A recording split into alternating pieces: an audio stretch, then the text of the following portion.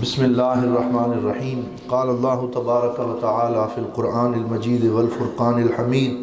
قل هل يستوي الذین یعلمون والذین لا یعلمون صدق اللہ مولانا العظیم وبلغنا رسولہ النبی الکریم ونحن علی ذلک لمن الشاہدین والشاکرین والحمد للہ رب العالمین۔ درود پاک پڑھیے۔ الصلاۃ والسلام علیک یا سیدی یا رسول اللہ، الصلاۃ والسلام علیک یا سیدی یا حبیب اللہ، الصلاۃ والسلام علیک یا رحمۃ للعالمین وعلی آلک واصحابک یا سیدی یا شفیع المذنبین۔ لائق صد عزت و تکریم حضور غریب نواز حضرت قبلہ پیر محمد امین الحسنات شاہ صاحب دامت برکاتہم القدسیہ، سجادہ نشین آستانہ عالیہ امیر السالکین بھیرا شریف اور جملہ برادران طریقت، اللہ کے فضل و کرم سے ہم سب جامعہ مسجد امیر السالکین رحمۃ اللہ تعالی علیہ کے پر نور ماحول میں ایک مرتبہ پھر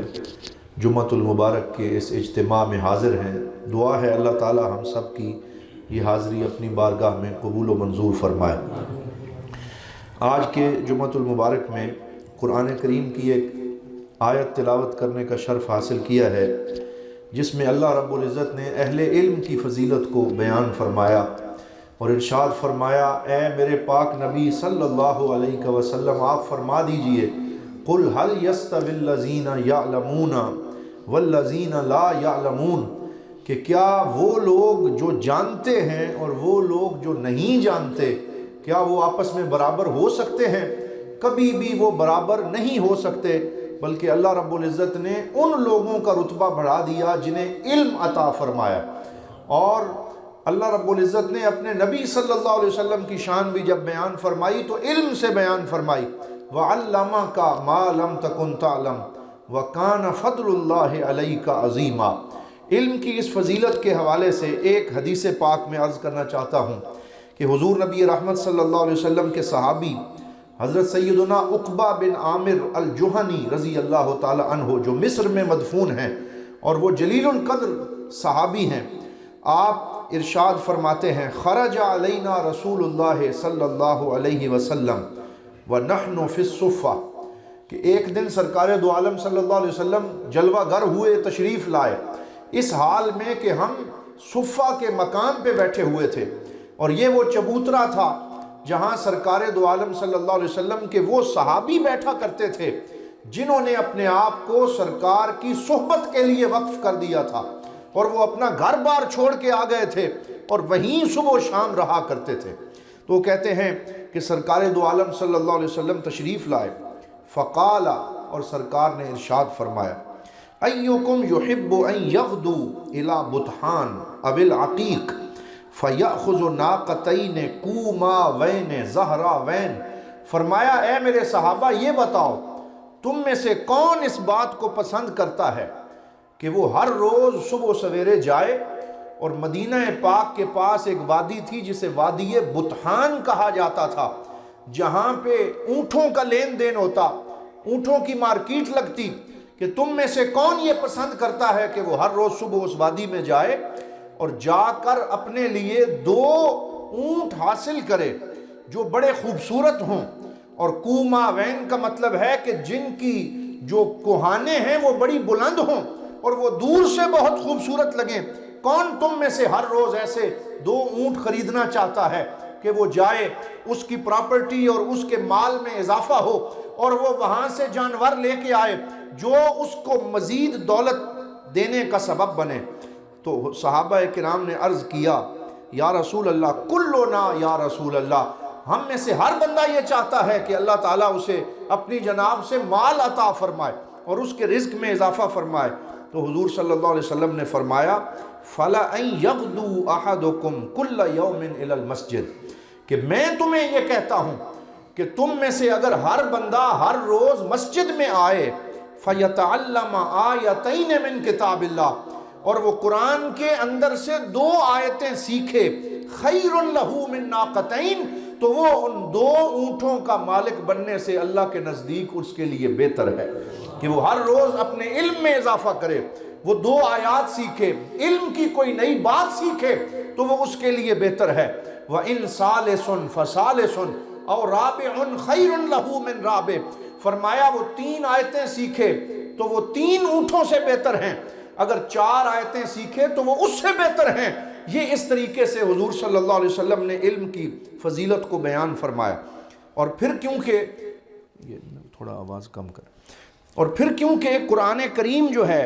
یہ عربی زبان میں ہے، تو جیسے قرآن سیکھنے کی فضیلت ہے اسی طرح عربی زبان سیکھنے کی فضیلت ہے۔ اور حضور صلی اللہ علیہ وسلم نے ارشاد فرمایا احب العرب لثلاث، کہ عربی زبان سے 3 وجہ سے محبت کرو، لأنی عربی، اس وجہ سے کہ میں تمہارا محبوب عربی ہوں، والقرآن عربی، اور قرآن عربی ہے، وکلام اہل الجنت عربی، اور جنت کے رہنے والوں کا کلام بھی عربی زبان میں ہوگا۔ تو فرمایا اس لیے عربی سے پیار کرو، یہ زبان سیکھو، یہ زبان تم سیکھو گے تو تمہیں قرآن کا اور میرے فرمان کا فہم نصیب ہوگا اور تم دین کے قریب آتے چلے جاؤ گے۔ یہ حدیث پاک میں آج اس لیے عرض کر رہا ہوں کہ اسی ہفتے کے دوران پاکستان کے ایوان بالا اور سینٹ کے اندر ایک قانون پاس کیا گیا ہے جس میں عربی زبان کو لازمی قرار دینے کی بات کی گئی، اور یہ بل منظور کیا گیا کہ تمام تعلیمی اداروں میں 1 کلاس سے لے کے 5ویں کلاس تک عربی زبان سکھائی جائے گی، اور 11ویں کلاس تک گرامر عربی کی پڑھائی جائے گی۔ تو یہ ایک ایسا اچھا اقدام ہے۔ میں یہ سمجھتا ہوں کہ اس حکومت سے اللہ رب العزت نے یہ جو 2 کام لیے ہیں کہ پچھلے سال تمام یونیورسٹیز میں قرآن کریم کا ترجمہ جو ہے اسے لاگو کیا گیا، اور اس دفعہ سینٹ میں یہ بل منظور ہوا کہ عربی زبان کی تعلیم لازمی قرار دے دی جائے، یہ بہت اچھا اقدام ہے، یہ احسن اقدام ہے، اور اس سے انشاءاللہ قرآن کریم کا فہم اور قرآن سے قرب جو ہے وہ ہمارے بچوں کے اندر پیدا ہوگا۔ اگرچہ سینٹ میں کچھ ایسی آوازیں بھی آئیں اور کچھ لوگوں نے یہ بھی کہا کہ انڈس سیولائزیشن سکھائی جائے، فلاں تہذیب پڑھائی جائے، ہمارے اوپر عربی کیوں مسلط کی جا رہی ہے، حالانکہ انہیں یہ سمجھ نہیں آتی کہ آج تک کسی نے انگلش پڑھنے پہ اعتراض نہیں کیا۔ ہر کالج میں، ہر یونیورسٹی میں کتنے ہزار فیس لے کے انگلش پڑھی جاتی ہے، اور انگلش بولنے پہ لوگ فخر کرتے ہیں۔ آج اگر عربی پہ قانون بن رہا ہے، انہیں ویلکم کرنا چاہیے، اس کا خیر مقدم کرنا چاہیے کہ عربی وہ زبان ہے کہ جو ہمیں حضور صلی اللہ علیہ وسلم کی زبان اور قرآن کے قریب کرنے کا سبب بنے گی۔ اور پھر آپ یہ دیکھیے کہ اللہ رب العزت نے اپنے پاک نبی صلی اللہ علیہ وسلم کو جہاں پہ مبعوث فرمایا، یہ حکمت ربانیہ ہے۔ اللہ تعالیٰ چاہتا تو یورپ کا کوئی علاقہ منتخب کیا جاتا، یا پنجاب کا کوئی علاقہ منتخب کیا جاتا، چائنا میں مبعوث کیا جا سکتا تھا، لیکن اللہ تعالیٰ نے مکہ میں کیوں مبعوث فرمایا کہ مکہ کے رہنے والے عربی زبان بولتے ہیں، اور اللہ تعالیٰ نے فرمایا وَكَذَلِكَ أَنزَلْنَاهُ قُرْآنًا عَرَبِيًّا لِتُنذِرَ أُمَّ الْقُرَىٰ وَمَنْ حَوْلَهَا، کہ اے نبی ہم نے آپ کے اوپر عربی زبان میں قرآن نازل کیا تاکہ آپ مکہ اور پوری دنیا کے رہنے والوں کو اپنے رب سے ڈرائیں اور رب کی محبت کا شوق ان کے دلوں میں پیدا کریں۔ یہاں حضرت امام راغب اصفہانی نے بڑا خوبصورت جملہ لکھا، وہ فرماتے ہیں آپ نے کبھی غور کیا کہ مکہ کا مطلب کیا ہے؟ وہ کہتے ہیں کہ مکہ کی ایک جغرافیائی اہمیت ہے، اور حضور ضیاء الامت رحمۃ اللہ تعالیٰ علیہ نے ضیاء النبی شریف کی پہلی جلد میں اس پہ تفصیل سے روشنی ڈالی۔ امام راغب فرماتے ہیں کہ مکہ کا مطلب ہے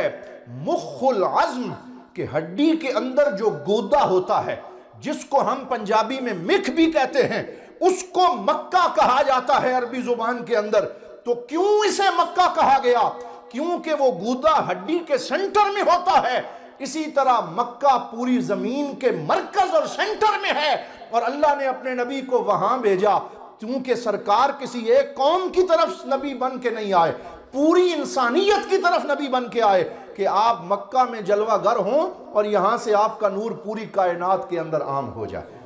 اسی طرح اگر آپ مختلف زبانوں میں اس مکہ کا معنی دیکھیں، بائبل جو کہ جس کو تورات کہا جاتا ہے، اس کے اندر مکہ کا معنی لکھتے ہوئے وہ انگلش زبان میں لکھتے ہیں cross road of the world, یہ مکہ کا معنی انہوں نے لکھا۔ اور کراس روڈ کا مطلب ہے چوک، وہ کہتے ہیں مکہ پوری دنیا کے میدان اور چوک کی مانند ہے، یہ سینٹر کی مانند ہے، جہاں سے سرکار دو عالم صلی اللہ علیہ وسلم کا نور پوری دنیا میں پھیل گیا ہے۔ اسی طرح ایک کتاب میں اس کا معنی زمین کی ناف رکھا گیا، اور جس طرح ناف انسان کے وجود کے سینٹر میں ہوتی ہے، اسی طرح مکہ کو اللہ رب العزت نے وہ جغرافیائی اہمیت عطا فرمائی،